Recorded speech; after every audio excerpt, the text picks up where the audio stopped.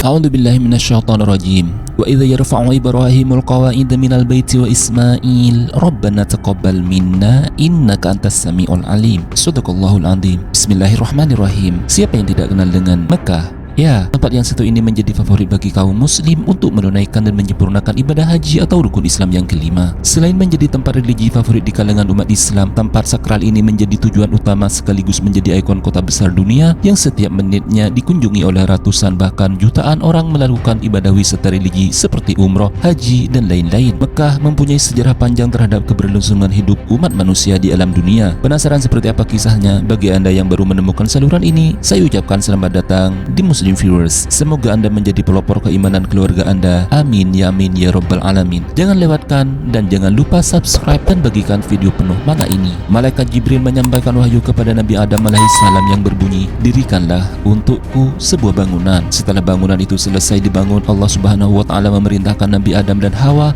untuk melaksanakan tawaf. Selanjutnya Allah berfirman, "Engkau adalah manusia pertama dan ini adalah bangunan yang pertama untukmu di alam dunia." Dalam beberapa sumber kajian keislaman seperti tafsir dan hadis disebutkan bahwa sebelum Adam benar-benar diciptakan Allah Subhanahu wa taala, Allah menciptakan langit dan bumi selama 6 masa. Meskipun dari berbagai literatur 6 masa berkaitan dengan 6 hari, atau ulama menukil 1 hari bisa menjadi 1.000.000 tahun atau lebih. Setelah proses bumi dan alam semesta diciptakan oleh Allah Subhanahu wa taala, maka Allah menciptakan Adam. Setelah Adam diciptakan, Allah menciptakan Bakkah sebagai tempat pertama peletakan bumi di alam dunia, dan kami rasa ini sangatlah rasional. Ulama sepakat bahwa Ka'bah pada hakikatnya dibangun oleh Nabi Ibrahim alaihissalam dan putranya Nabi Ismail alaihissalam. Sebab Ka'bah yang ada sekarang sangatlah identik dengan bangunan yang didirikan oleh Nabi Ibrahim dan Nabi Ismail alaihissalam pada masa lampau. Sebab Bakkah atau sekarang lebih populer dengan sebutan Mekah sudah ada sebelum adanya Nabi Adam alaihissalam. Memang dari referensi lain menyebutkan bahwa Nabi Ibrahim dan putranya Ismail yang membangun Ka'bah. Namun argumentasi seperti ini benar dan tidak sepenuhnya saling menyalahkan. Sebab di tempat ini, Bakkah atau sekarang lebih populer dengan Mekah adalah tempat oasis atau cekungan dan kubangan air di antara lembah dan bukit atau pegunungan yang ada di sekitar Ka'bah tersebut. Meskipun di tempat itu terkenal bergurun dan sangat tandus seolah tidak akan ditemukan kehidupan manusia, Allah Subhanahu wa taala mengangkat derajat tempat tersebut menjadi tempat barokah bagi siapa saja yang mengunjungi bumi tersebut. Sebelum Adam alaihissalam wafat, malaikat Jibril menyuruh langsung kepada Nabi Adam alaihissalam beserta istrinya untuk melakukan tawaf selama 7 putaran mengelilingi batu Ka'bah yang telah dibangun oleh Adam alaihissalam atas bantuan para malaikat. Sebab sebelum Adam melakukan tawaf di Bakkah tersebut, ribuan malaikat telah melakukan tawaf terlebih dahulu mendahului Nabi Adam alaihissalam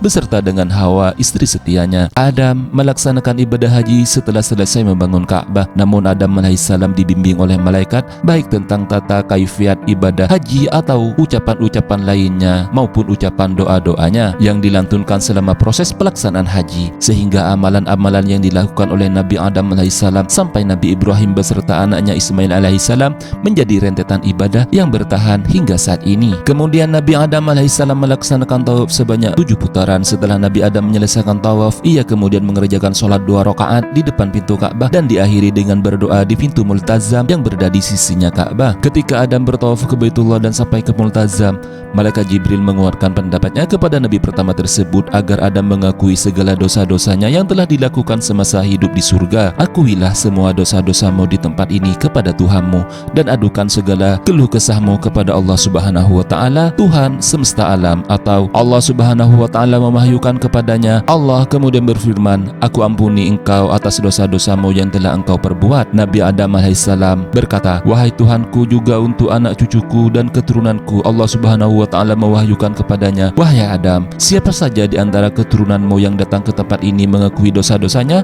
bertaubat sebagaimana engkau bertaubat dan memohon ampun, niscaya aku ampuni di tempat ini." Para nabi yang juga melaksanakan ritual haji di antaranya Nabi Nuh, Nabi Soleh, Nabi Syuaib. Berhajinya para nabi itu merupakan lanjutan dan rentetan syariat Nabi Ibrahim yang diperintahkan langsung oleh Allah Subhanahu wa taala untuk menyerukan agar manusia melaksanakan haji ke Baitullah. Mereka dikabarkan juga pernah melaksanakan haji ke Baitullah di tempat Nabi Adam alaihissalam melaksanakan ibadah haji. Kemudian setelah wafatnya Adam alaihissalam terjadi hujan lebat yang mengakibatkan banjir bah yang mengakibatkan Ka'bah diangkat oleh Allah Subhanahu wa taala atas kuasanya untuk pertama kalinya. Ulama berbeda pendapat dalam hal penafsiran. Dalam hal ini ada yang menyatakan di masa Nabi Nuh dan ada pula yang berargumentasi terjadi di masa Nabi Adam. Namun yang paling masyhur adalah terjadi di masa Nabi Nuh, sebab banjir besar memang terjadi di kala Nabi Nuh menyelamatkan putranya, namun putranya Kan'an tidak mau ikut dengan Nabi Nuh. Ka'bah saat itu diangkat oleh Allah Subhanahu wa taala ke langit. Hal itu bertujuan agar Ka'bah tidak tercemari oleh dosa-dosa para penduduk bumi. Adapun peletakan batu yang didirikan oleh Nabi Adam alaihissalam tersebut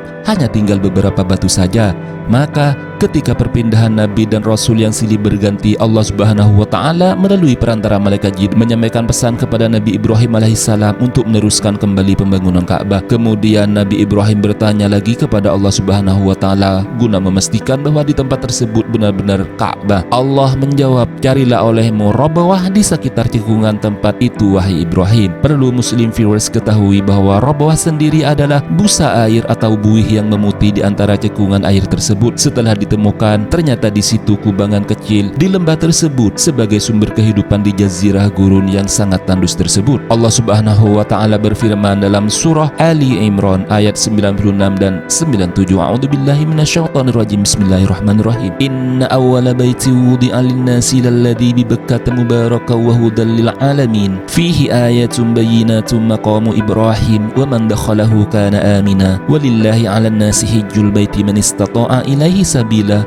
wa man kafara fa innallaha ghaniyyun 'anil alamin. Ayat ini merupakan jawaban terhadap orang-orang Yahudi tentang pemindahan kiblat dari Baitul Maqdis ke Ka'bah.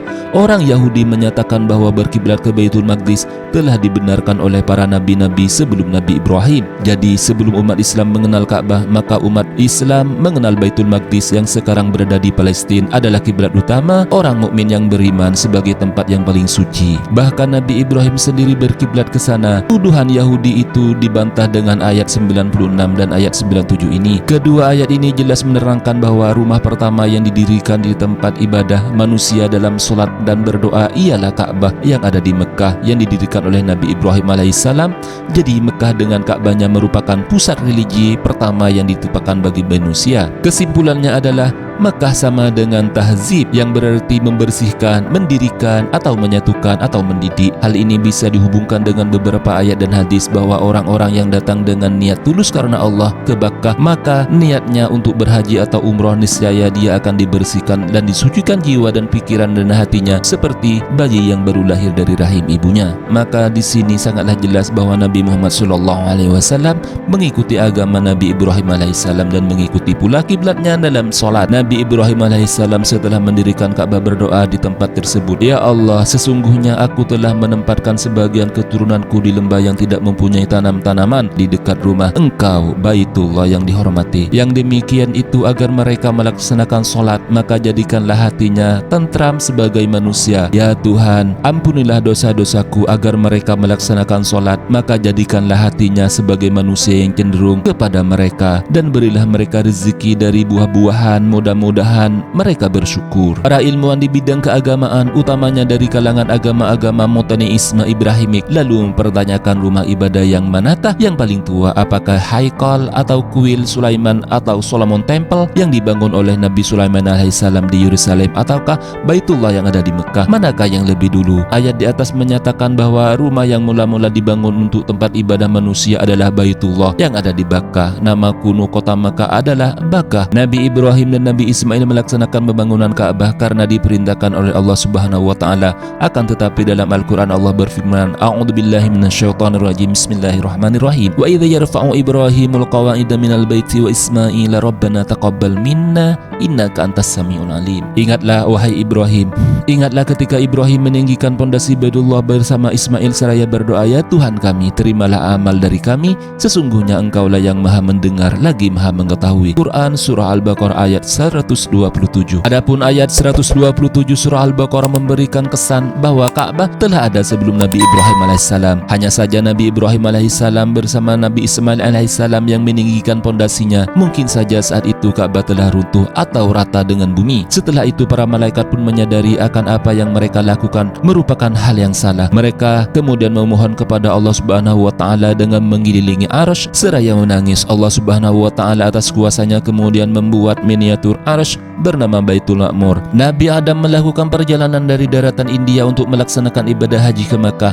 Ketika tiba, malaikat Jibril mendatanginya. Kemudian malaikat Jibril mengatakan kepada Adam bahwa para malaikat telah melakukan tawaf di Baitullah selama 7.000 tahun. Malaikat itu kemudian berkata, "Semoga hajimu mabrur wahai Adam alaihissalam. Sesungguhnya kami telah melaksanakan ibadah haji ke Baitullah ini sejak 2000 tahun sebelum kamu." Kemudian Nabi Adam bertanya kepada malaikat tentang apa yang dibacanya saat tawaf. Pada zaman dahulu, apa yang kalian baca ketika tawaf? Malaikat kemudian menjawab, "Dahulu kami mengucapkan subhanallah walhamdulillah wala ilaha illallah wallahu akbar." Kemudian manusia di bumi pertama ini berkata, "Tambahkanlah dengan ucapan wala haula wala quwata illa billahil aliyyil azim." Malaikat kemudian mengikuti saran dari Nabi Adam alaihissalam dengan mengamalkan bacaan itu. Kemudian Allah Subhanahu wa taala berpaling. Akhirnya para malaikat lari menuju arsy. Mereka menengadah sambil memohon ampun kepada Allah Subhanahu wa taala. Maka para malaikat tawaf mengelilingi arsy sebanyak 7 kali seperti tawafnya para jemaah haji di Ka'bah saat ini. Melihat hal itu, Allah Subhanahu wa taala kemudian menurunkan rahmatnya